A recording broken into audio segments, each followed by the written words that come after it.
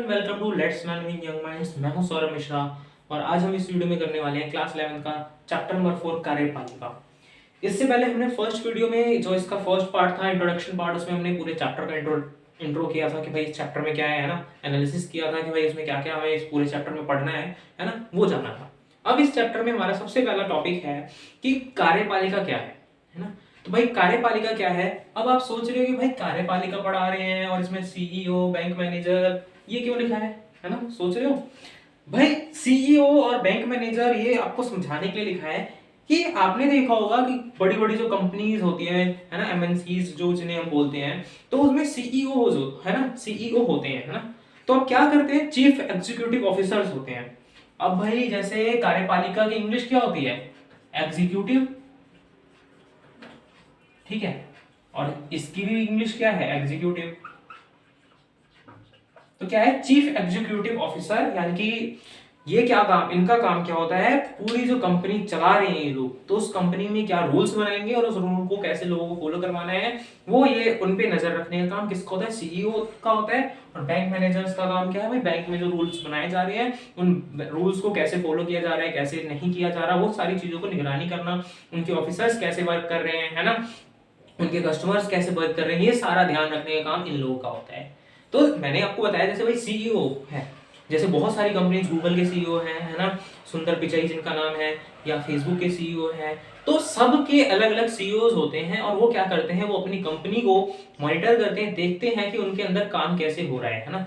तो सीईओ का यानी कि एग्जीक्यूटिव कार्यपालिका का मतलब, इससे आप समझ सकते हो कि जैसे वहां होता है वैसे ही एक इस सरकार के अंदर होता है कार्यपालिका। वो क्या काम करता है कि मैंने आपको बताया था फर्स्ट वीडियो में कि दो तरीके के, यहाँ पे तीन तरीके के, तीन पार्ट होते हैं गवर्नमेंट के, विधायिका, कार्यपालिका, न्यायपालिका, है ना। तो जो विधायिका है, विधायिका क्या करेगी, कानून बनाएगी सबसे पहले। अब विधायिका ने कानून बनाया तो उसके बाद उस कानून को भी तो पालन भी तो करवाना है ना। अब जनता, हम तो भाई इतने समझदार या इतने ऐसे तो है नहीं एकदम दूध के धुले कि भाई सरकार ने कोई कानून बना लिया और अपनी मर्जी से फॉलो कर लेंगे, है ना। हमें तो कोई चाहिए कि भाई अब फॉलो करवाए, जबरदस्ती डंडा लगेगा नहीं तब तक हम रूल फॉलो नहीं करते हैं, है ना। तो क्या है, हमने क्या किया, जो सरकार है उसका एक भाग है कार्यपालिका, वो क्या करता है, इन सारे कानूनों को फॉलो करवाता है जनता से। जनता क्या करती है, जब कार्यपालिका बोलता है इसको फॉलो करना पड़ेगा, है ना, तब जाके हम फॉलो करते हैं। तो जो कार्यपालिका है, इसका डेफिनेशन ये निकलेगा भाई, वो ऑफिसर है ना, वो अधिकारी जो विधायिका के बनाए गए कानूनों को पालन करवाते हैं, कानूनों का पालन करवाते हैं, उनको लागू करते हैं, वो कौन होते हैं, वो कार्यपालिका कहलाते हैं, है ना। समझ में आया कार्यपालिका क्या है। अब कार्यपालिका जो है इसमें दो टाइप्स के होते हैं, अस्थायी कार्यपालिका होती है और एक अस्थायी कार्यपालिका होती है। अब अस्थायी कार्यपालिका का मतलब क्या है, अस्थायी यानी कि परमानेंट नहीं है, कुछ टाइम पीरियड के लिए होगी बस, इससे आप ये समझ सकते हो। अस्थायी कार्यपालिका जो होती है, ये इसमें सरकार और मंत्रिमंडल आता है। अब अस्थायी का मतलब क्या है भाई, परमानेंट नहीं है, यानी कि कुछ टाइम पीरियड के लिए ही है बस, है ना, कुछ टाइम तक ही ये रह सकता है, ये कार्यपालिका काम करेगी, है ना। तो इसका मतलब क्या भाई, सरकार तो चलती रहती है ना, तो फिर ये अस्थायी कैसे है, हमेशा ये काम करती है। वो अस्थायी इसलिए है क्योंकि जो सरकार है वो हर सरकार सिर्फ 5 साल के लिए चुनी जाती है, उसके बाद फिर चेंज हो जाती है। भले ये दोबारा से रीइलेक्ट हो जाए, दोबारा से उसका चुनाव हो जाए, चुनाव में वो जीत जाए और दोबारा सरकार बन जाए किसी पार्टी की, लेकिन क्या है, वो अस्थायी मानी जाती है क्योंकि 5 साल के बाद उसको चेंज होना है ना। क्योंकि मान लो सरकार सेम पॉलिटिकल पार्टी की बन भी जाती है तो या तो जो उसके लीडर्स होते हैं, जो मंत्री होते हैं, वो चेंज कर दिए जाते हैं थोड़े बहुत। तो ये इसलिए क्या है, जो सरकार है और मंत्रिमंडल है, ये अस्थायी कार्यपालिका में आते हैं। उसके बाद जो हमारी अस्थायी कार्यपालिका, इसमें प्रशासनिक अधिकारी आते हैं। प्रशासनिक अधिकारी आपने डीएम वगैरह देखे होंगे, पुलिस वगैरह देखे होंगे, है ना। ये क्या है, कानून को लागू करवाते हैं, ठीक है। तो ये जो है ये अस्थायी में आते हैं, क्यों, क्योंकि इन्होंने एक बार एग्जाम दिया, एग्जाम क्लियर किया, उसके बाद इनको कोई टेंशन नहीं, आराम से जब तक इनका टाइम पीरियड है रिटायरमेंट तक अपना काम करते हैं। तो इसलिए क्या ये अस्थायी है, परमानेंट है, इनको कोई हटाएगा नहीं बीच में। हाँ वो अलग बात है, अगर कुछ अलग चीजें हो जाती है तो हटाने की जो सिचुएशन होती है अलग अलग, वो चीजों के ऊपर डिपेंड करता है, बट इनको ऐसे कोई हटा नहीं सकता। जैसे गवर्नमेंट है, सरकार को हर 5 साल के बाद चेंज किया जाता है, तो क्या है, इलेक्शन होता है, दोबारा से चुनाव होता है, बट क्या इनको एक बार चुन लिया तो चुन लिया, अब चेंज नहीं होंगे। तो इसलिए अस्थायी कार्यपालिका में सरकार और मंत्रिमंडल आते हैं और अस्थायी में कौन आता है, प्रशासनिक अधिकारी आते हैं, ठीक है। तो चलते हैं आगे।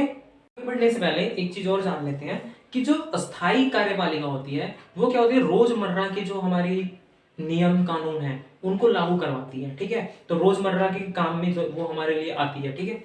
तो जैसे हमें कोई वर्क कोई भी काम करवाना है तो हम उनके पास जाते हैं, या उनको जो लागू करवाना है, कोई अलग अलग नीति होती है जो हमारे डेली लाइफ से रिलेटेड है ना, तो वो सारी चीजें अस्थायी कार्यपालिका के अंडर में आती है। और ये मैंने बता दिया कि अस्थायी कार्यपालिका में कौन आएंगे, जो सिविल सर्वेंट्स होते हैं, हमारे सिविल ऑफिसर्स होते हैं, है ना, जैसे वो पुलिस ऑफिसर्स हो गए या डीएम एसडीएम वगैरह हो गए। तो ये हमारे डेली लाइफ में आने वाली चीजें हैं, है ना, हमें इनकी डेली लाइफ में जरूरत पड़ती रहती है। तो स्थायी कार्यपालिका में ये आते हैं, अस्थायी में सरकार आती है। ठीक है, तो ठीक है, अब चलते हैं आगे इसमें कि जो कार्यपालिका है उसके कितने प्रकार होते हैं। ठीक है, अब कार्यपालिका हर देश में ऐसा नहीं है कि भारत में कैसी कार्यपालिका है। भारत में भाई आप देख रहे हो संसद भी है और प्रेसिडेंट भी है, राष्ट्रपति भी है। यहाँ पे कोई राजतंत्र नहीं है, है ना, यहाँ पूरा लोकतंत्र है जहां पर एक संसद है। ठीक है, हमने संसद कहां से लिया भाई, ब्रिटेन से लिया है। वहां के संविधान से हमने देखा कि वहां पे क्या है, वहां संसद है, हमने भी इसको अपनाया। ठीक है, तो हमारे भारत में क्या है, संसद है। ठीक है, गवर्नमेंट ऑफ इंडिया एक्ट के तहत हमने संसदीय प्रणाली अपनाई 1919 और 1935 के गवर्नमेंट ऑफ इंडिया एक्ट जो था।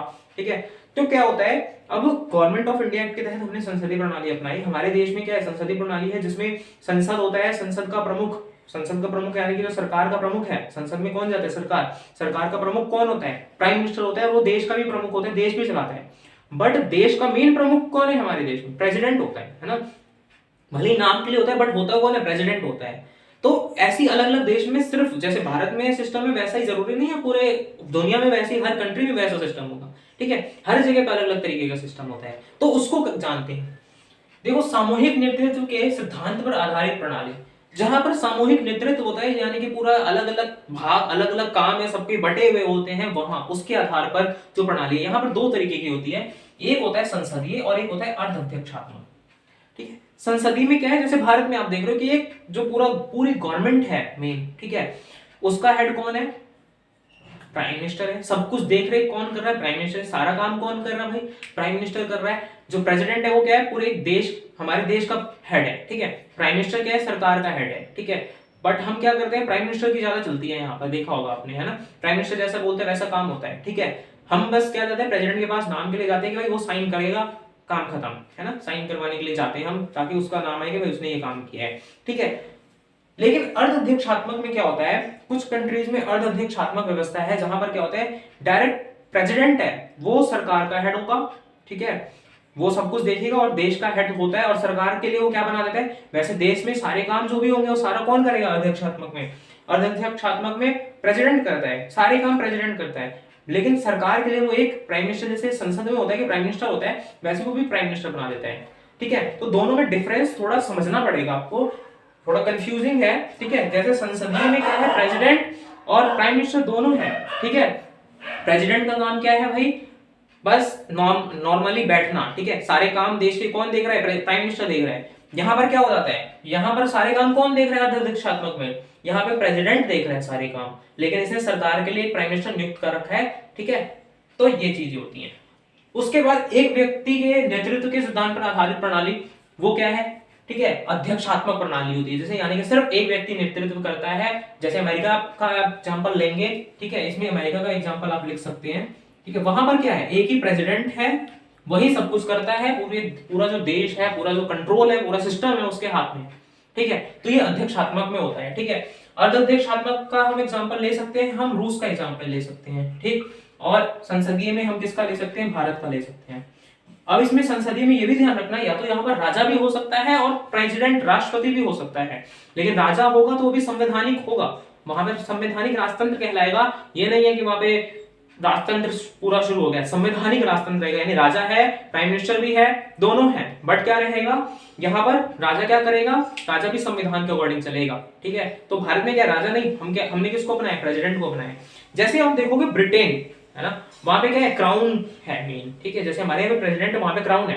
मैंने बताया आपको, जैसे ही हमने कॉपी कहाँ का किया, हमने वहां का देखा ब्रिटेन का, कि वहां पे संसदीय प्रणाली है, वहां पे प्राइम मिनिस्टर सब कुछ करता है, बट क्या है, एक नाम के लिए हमने क्या बना रखा है, वो बना रखा है, क्राउन को बना रखा है। ठीक है, तो क्राउन का काम क्या है, क्राउन जो है वो क्या करेगी, वहां पर शासन राजतंत्र वाला सिस्टम एक तरीके से, बट वहां पे भी चलता लोकतंत्र है, वहां पे क्राउन ज्यादा इंटरफेयर नहीं करता, नाम के लिए है। तो हमने सोचा उसकी जगह पे हम क्या करेंगे, क्राउन की जगह पे हम प्रेसिडेंट लेकर आते हैं, ठीक है। तो हमने प्रेसिडेंट रखा है। तो ब्रिटेन में क्या है, क्राउन है, राजा है ना, रानी जिसे हम रानी है वहां पे, और प्राइम मिनिस्टर है। यहाँ पे क्या है, प्रेसिडेंट है और प्राइम मिनिस्टर है, ठीक है।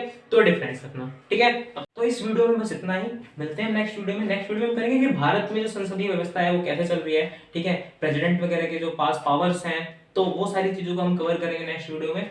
तो इस चैनल को आप ज्यादा से ज्यादा शेयर कीजिए अपने फ्रेंड्स के साथ, ठीक है। ये नया चैनल है, सपोर्ट की बहुत ज्यादा जरूरत है आप लोगों की, तो जल्दी जरूर शेयर कीजिए अपने फ्रेंड्स के साथ, लाइक कीजिए, सब्सक्राइब कीजिए, और अपने फ्रेंड्स के साथ भी शेयर करके उनको भी बोलिए कि वो सब्सक्राइब करें और देखें वीडियोस। कंटिन्यूसली आपको वीडियोस मिलती रहेंगी। नोट्स जो हैं, जब आपका ये चैप्टर कंप्लीट हो जाएगा तो आपके हर वीडियो के डिस्क्रिप्शन में लिंक प्रोवाइड करा दिए जाएंगे नोट्स के, ठीक है। वहां से आप नोट्स पढ़ सकते हैं फिर उसके बाद, और फिर अपने पेपर एग्जाम के लिए अच्छे से तैयारी कर सकते हैं। तो मिलते हैं नेक्स्ट वीडियो में। Thank you very much.